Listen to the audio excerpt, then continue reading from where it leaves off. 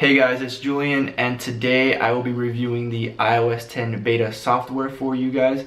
I will be going over some of its key features, and then ultimately in the end letting you know if you should download it or if you should just wait for the actual version to be released to the public. Let's get straight into the video. Alright, so let's start off with the lock screen. It's going to be the same thing. You're going to have your time and your date and the month. When you swipe over to the left side, you're gonna have your widgets. You're gonna have universal search, you're gonna have Siri, you're gonna have your weather, you're gonna have your alarm, you're gonna have Siri suggestions, you're gonna have map, all that good stuff. You swipe to the right, you're gonna have your camera settings. And then one thing that did bug me about this is I don't know if it's the software version right now or if they're gonna implement this in the actual the final version of the iOS 10, but what really annoys me is when you hold down the button, it doesn't unlock it. You have to do another step and then unlock it like that, instead of the original where you just click it one time and it would unlock the screen. This you have to do it twice, so now I have to do it again twice. Just my preference. I don't know if it's just my phone or if it's the just the beta software. I don't know if they're gonna put that in the final version. We'll have to see.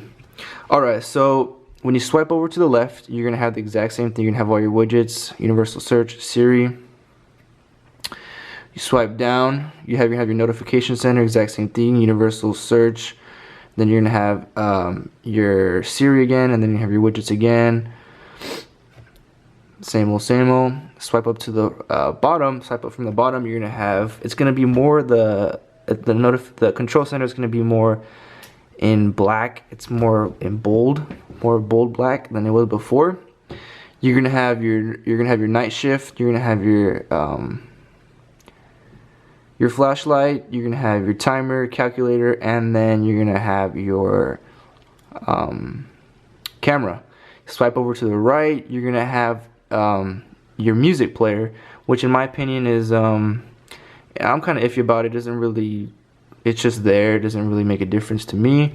It's just cool that they implement it that way, so it's not really a big deal to me. It's cool that they did that though. And then let's see what else they have baked in here. Oh, now you can delete Apple's apps now, so you don't have to keep all their apps. Certain apps you still have to keep, but for the most part, you hold it down. You can delete home. If I didn't want home, go ahead and remove home. If I don't want iTunes, I can delete iTunes, but I want to keep iTunes. Let's see, for example, you cannot delete Wallet. You can also not delete Find iPhone. What other apps can you not delete? Obviously, you cannot delete camera, you cannot delete photos, you can delete the calendar, you cannot delete clock, and you cannot delete the App Store. Those are the main ones I believe that you cannot delete. Oh, and Health, of course, and then Safari. But for the most part, I did delete a lot of their apps that they did have on here, as you can tell, which does save you a lot of space and a lot of unwanted apps you do not need. Alright, so then we'll go into photos. It's separated now by camera roll, my bad, by people, videos, places, screenshots, and photo stream. And in notes is kind of different. Now you can share your notes with people through Twitter, Facebook, messages, which is pretty cool. You can also take pictures and add it to the notes if you'd like. You can also now draw, if you want to scribble something really quick, or you can do that or whatever, and then if you want to erase, stuff like that, which is pretty cool. I think that's pretty much it for that. Let's see what else they changed. I think that's pretty much about it. And then of course iMessage. They switched up iMessage significantly. Let me see if I can find it. Where I was in a group chat. Oh, here we go. Alright. So here I'm in a group chat. You're gonna have the names are gonna be different for the names now. They're gonna be looking like this now, not the same as what they were before. What's changed to the bottom is now you can share your favorite music, you can send them like little postcards like that, like hello, you know, how you doing, congratulations, you know, thinking of you, boring stuff, blah blah blah. You can also find GIFs or GIFs or whatever they're called, send them that way. You can also take videos, pictures, you can send hearts, you know, personal things like that. I'm not gonna send that because that's gonna be weird if I do.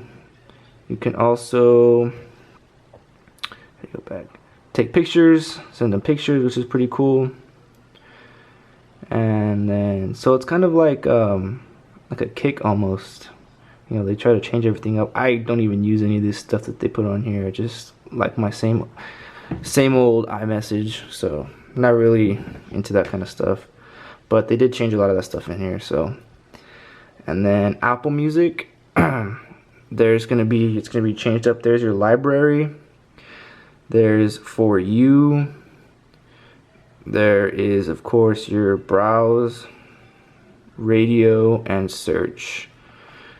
At first, it kind of took me a while to get used to it, but it's different, but you'll get used to it.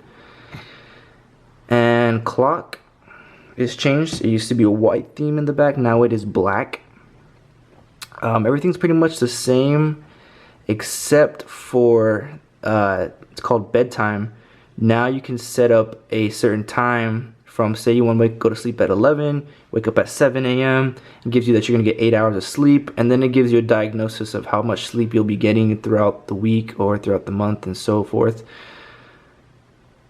So yeah, that's pretty cool. I don't use it though, but you know, it's there if you want to use it.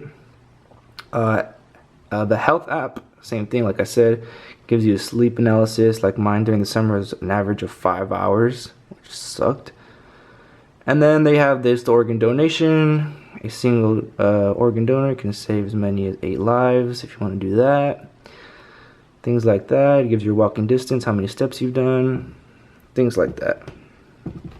And that's pretty much about it that I could find, you know, on here. Those are the main ones, of course, that you'll find on here.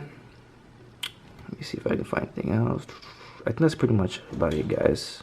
So that is gonna wrap up today's video today, guys. Those are some of the quick key features that they put in there. You know, it could always change. Like I said, it is the beta software. It is not the final version of it. So yeah, ultimately, if you can't, you know, if you want the latest and greatest from Apple, then hey, go ahead. You know, there's always a chance though that you could always break your phone or your iPad or something like that. But you know, you never know. I did it on my iPhone. Nothing's happened, so you know. But if you can hold off, you know, I think the software version is coming out in September, I believe. So if you can wait like a month or two, then hey. But that's gonna finish today's video today, guys. I will catch you guys in next week's episode. Peace.